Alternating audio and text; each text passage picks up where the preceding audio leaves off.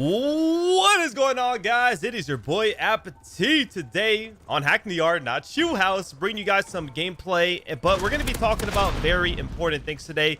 We're going to talk about 5 things pro players do that if you don't do, well, you should be doing it. You know, because seriously, these are really important things and important tips for you guys. I hope you guys seriously enjoyed this video. If you do, make sure to drop a like. So for the first thing we're going to be talking about, for the first tip is we're going to be talking about shouldering and basically taking advantage after you shoulder. So shouldering in Call of Duty, pro players do it all the time. It's basically you're getting info. So I shoulder like this. This is basically a shoulder. In this game, you got to be careful though, because you can die pretty quick. So you have to do little quick shoulders. And usually when I shoulder, I like to do a double sprint with it, sort of like this. And obviously sometimes I don't even go for the look. I just hope they shoot me so I know they're there. So when I do this very quickly, it's almost impossible to kill me. And I can't really see well, but if he shoots me, I know he's there. So shouldering is really good to get the info like this. But then once you know the person is there, you can challenge him. So I'm going to shoulder this guy. He knows I'm here. Okay, well, he ran away from me. And then I'm going to challenge him right after.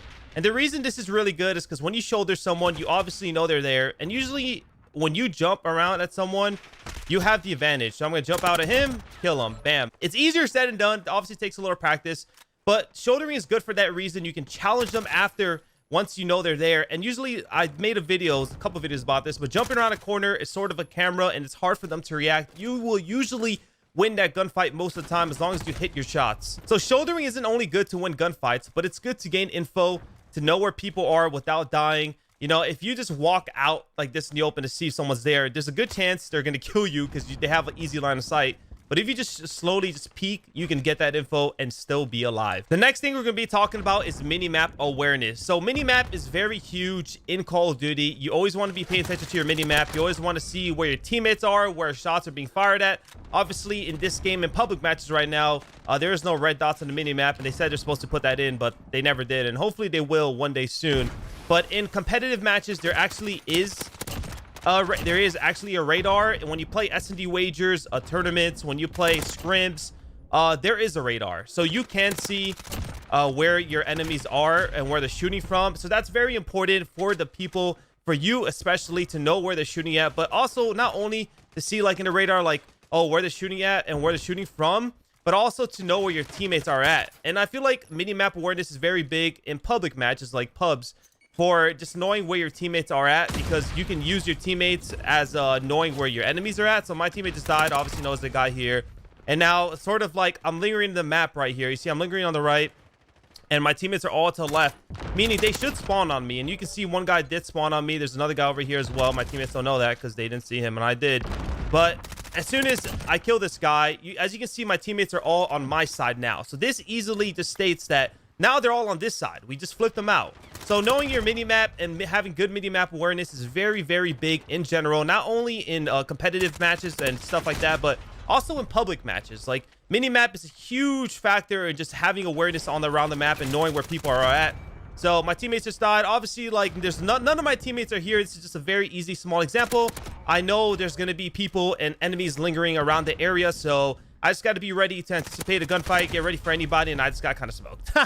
So for next thing I'm going to be talking about, guys, tip number 3 is pre-aiming and holding a position. So in this game, in Call of Duty, when you're pre-aiming, it's usually good. You want to pre-aim a lot of things. You want to pre-aim around corners.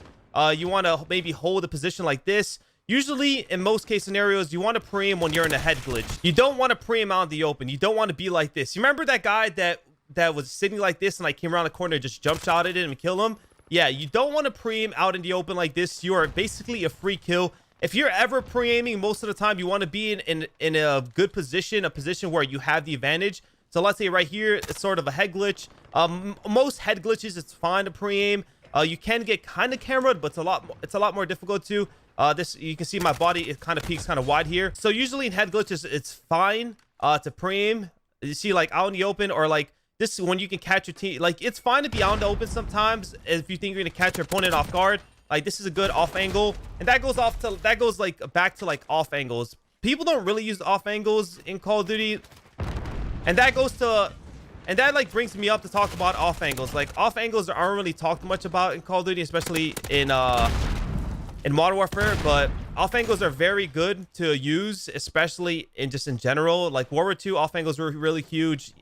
Off angles is basically holding a weird angle that will catch your enemy off guard. So usually, like, someone comes around a corner, they're gonna check this spot or they're gonna check this corner over here. But if I'm sort of out in the middle of both, I can catch them off guard and get like a free kill of them just checking to one of these corners.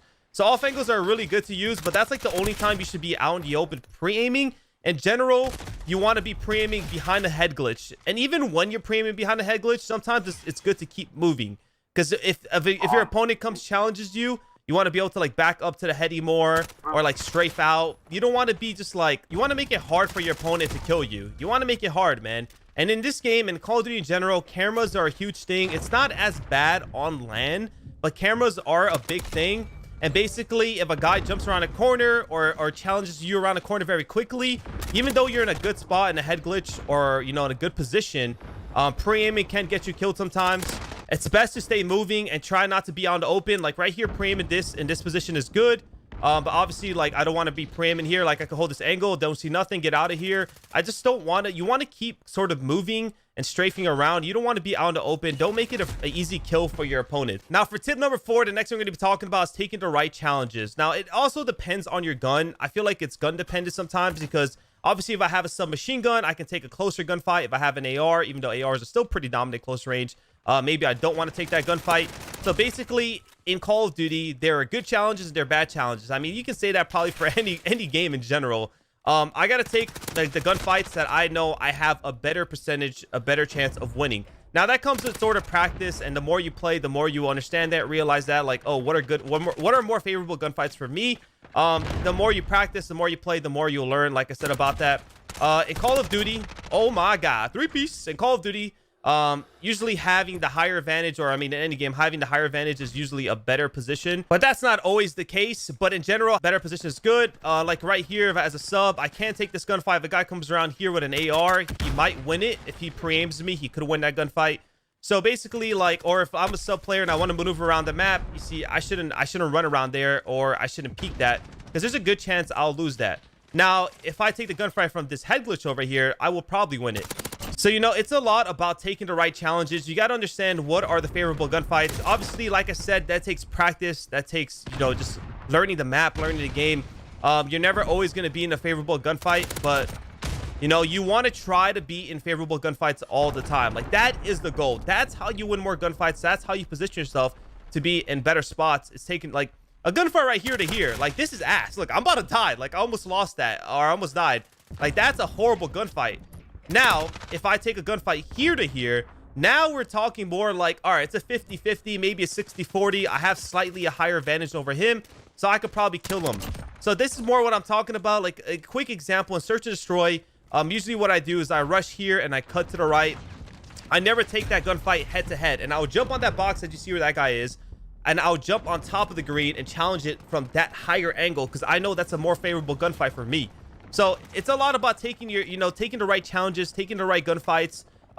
You know, you just got to make sure you're in more favorable gunfights. And like I said, it just comes with experience. It comes with learning like the maps and understanding like, all right, from here to here, this is a pretty good gunfight. From here to here, it's a pretty good gunfight. From here to here, overall, this is a very good position to be. I have favorable gunfights. Now, if I'm out in the open, if he comes up here, I'm dead. If he comes up here, he can camera me. I'm dead. You know what I'm saying? So you want to put yourself in good positions, and obviously taking like just good challenges. Like you see, like if a guy's up here, I'm gonna lose this, so I'm not gonna take this challenge. So instead, what am I gonna do? I'm gonna take another route. I'm probably gonna hit bottom mid here and hit this up here. Now I have a favorable gunfight, then bam, I kill him. All right, guys, I don't have enough time to do the last tip on that map, so we're on to a new map. So for tip number 5, the last thing we're gonna be talking about is anticipating where your opponent's gonna be, and that's definitely gonna come with experience on the map. But just in general, it's something you actually have to be aware of and pay attention to, and it's kind of how you're gonna work the map in general. So to elaborate more on it, when I come into this arch, there's gonna be various locations where my enemies can be. So obviously, I'm going to want to check this right side here. Okay, there's no one camping these little corners. Now I'm going to shoulder this spot. Okay, there's no one on my right. There could be now a guy here. There could be a guy probably behind this white van. There could be a guy right here to my left. So now I'm going to shoulder wide, see nothing to my left. Now I'm going to continue to work this area. So I can easily shoulder here, see nothing. Now, once this whole area is cleared out, there's a lot of people that love to sit right here. So now for my next thing I'm going to check is I'm going to go right here and challenge this if there's a guy there. And I think a guy just shot me in the back and he just flanked this. So when you're working the map, basically, you're going to want to check a lot of spots. You're going to want to check a lot of areas. And you're going to want to... That's basically how you get kills and how you have your awareness game up. Now, I'm going to anticipate more people here. The hill is obviously here. So I'm going to, you know, hit some pre-aims, check my corners, just maneuver around the map. And this is a huge thing. It what I feel like makes pro players very good and pro players good at getting your kills. So as soon as I came into this room, you saw I checked my right. I didn't see nothing here. Check my right. If there's a guy to my left, I can easily now, as soon as I see nothing to my right, I can easily now challenge my left. So that's a huge thing. And I feel like it comes with a lot of playing and a lot of practice, but hopefully you guys get the gist of the idea, and I hope you really apply it to your gameplay. All right, guys, I hope you enjoyed today's video. These are 5 things pro players do all the time, and I feel like this can really elevate your gameplay. I know it was a little bit on the longer side, and I apologize for that, okay? I really do. I don't like making my videos too long, but hopefully it was informative, and hopefully you learned something new today, and you can apply it to your own gameplay. And, you know, I really appreciate everyone who supports these videos and support me. So make sure to drop that like if you really enjoyed it and you learned something new. Subscribe to the channel. If you would really like to see more of these videos, I can definitely do some in the future. Just make sure to comment down below if you like it. If you would like to see some more of these things, I'll definitely be reading my comments. So I hope you guys all have a wonderful day. This has been your boy Apathy, and I am out.